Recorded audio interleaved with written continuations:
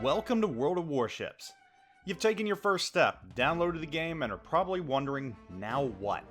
Don't worry, I'm going to help you out and get you started on the right path. There's a lot to learn, but you'll be sinking ships in no time.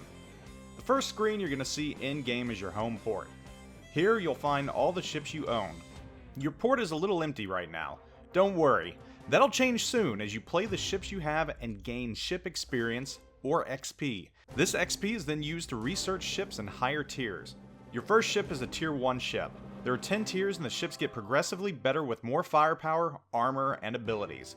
The competition gets tougher as well. There are a ton of ships and nations to play, but I don't want to overwhelm you with that quite yet. First, let's start by learning our way around the port. At the bottom of the screen you'll find your ships. They're viewing options for your ship's carousel, but since you don't have many right now, you don't need to worry about that quite yet. The option is there though. You have several tier 1 ships at your disposal. Information on the ship can be found on the right. This includes statistics about certain ship stats like its survivability, artillery, anti-aircraft capabilities, and more. You don't have many options available to you right now in port. That'll change once you hit service level 2, so let's play a quick round. Before you begin, there are some options you should choose. Let's do that and set up the game before jumping into a round. The very first thing a new player should do, even before jumping into the game, is go to settings while in port. This is found in the upper left hand corner in the shape of 2 gears. In settings, you'll see there are 3 distinct tabs that control graphics, audio, and controls. I'm not going to cover graphics. Every player's PC is different. Fortunately, World of Warships requires only a modest PC to play with decent resolution. What I want to cover are the things that provide you with information. Things that'll be important to you in-game as a captain. The very first thing you're going to do is go to the Controls tab. Under here, you'll find an option called Alternate Interface Mode. Select it and put it at full. This is important as it will provide information over friendly and enemy ships in-game. This information includes player name, ship type, and most importantly, the remaining hit points those ships have. The second option we're going to select is Display Team Lineups. This will give you a visual lining both sides of your heads-up display that has silhouettes of your team's ships and the enemy team's ships. This is nice because as the round progresses, you can see what ships are still out there. Both of these items are the very first things you should select.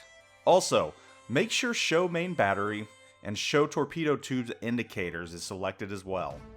There's a damage counter option. This is nice to select, but it's more for personal knowledge. It's not going to help you play any better in game. In the same tab, you'll find a Smoke Ring Timer selection. Turn this on along with Smoke Ring Indicator. The former will tell you the boundaries of your ship's smoke so you won't run outside of it by accident.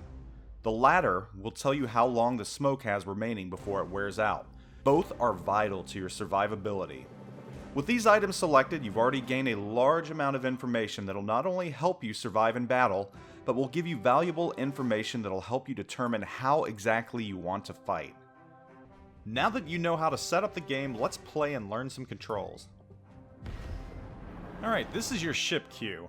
This tells you how many players, similar to your tier, are waiting to get into a round. Sometimes it can take a little longer to get in a round, especially if you're in a higher tier, but this should go by pretty quick.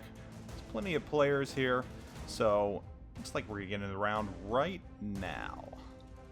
The game is loading up, and before long, we're going to be shooting ships. This screen tells you who your enemy is and who all the other players you're playing. Right now you see the little semicolons in front of the other ships. That means those are bots. Here we are. Now if you move your mouse around, you're going to change the view. On the map, it shows you which way your ship is pointing. That's the little bottom right hand corner. Scrolling in and out on your mouse wheel will scroll in and out for the ship's view. I say we go ahead and leave it out all the way. I'm just kind of going around the ship, showing it to you, and there we are scrolling out. So the game is getting ready to begin. You know how to move the mouse around in free cam, and if you want to move in free cam, and what that does for you is it means your guns will stay on a target, but you can still move around. Hold the right mouse button down, and that allows you to move around in free cam. Pressing W and S makes your ship throttle forward and backwards. You can see in the bottom left hand corner as I throttle up. And of course, A and D moves your rudder left, and it moves your rudder right. Now let's go find some enemies. If you press shift, you're going to zoom all the way in to the maximum ability of the ship. Try pressing shift off and on. Down at the bottom, you'll notice that it says AP. You have the ability to select your shell type. This particular ship, a British cruiser, only has AP shells. However, most cruisers, battleships, and destroyers have both AP, armor piercing, and HE, high explosive. High explosive won't cause the damage that AP rounds will, but they will start fires. That's something that AP rounds cannot do. On the bottom of the screen, you'll also see a fire extinguisher. If your ship catches fire, you'll want to hit the R button so that you don't continue burning. Hitting that will put any fire on your ship out. For maximum efficiency, you'll want to shoot at ships that are broadside to you. That means the ships are showing their entire length. While you can still do damage into angled ships, it won't be quite as much, and you won't be able to hit the Citadel. That's the ship's boiler room, and also its gun magazines. Here you can see I'm taking aim at this ship. Now, one question you might ask is, how exactly do you aim at a ship? How do you know where to fire? How do you know where to lead the ship? That one's actually kind of easy. I'm going to show you real quick how to do that. You can see on the aiming reticle there are tick marks. The aiming reticle has two values on it.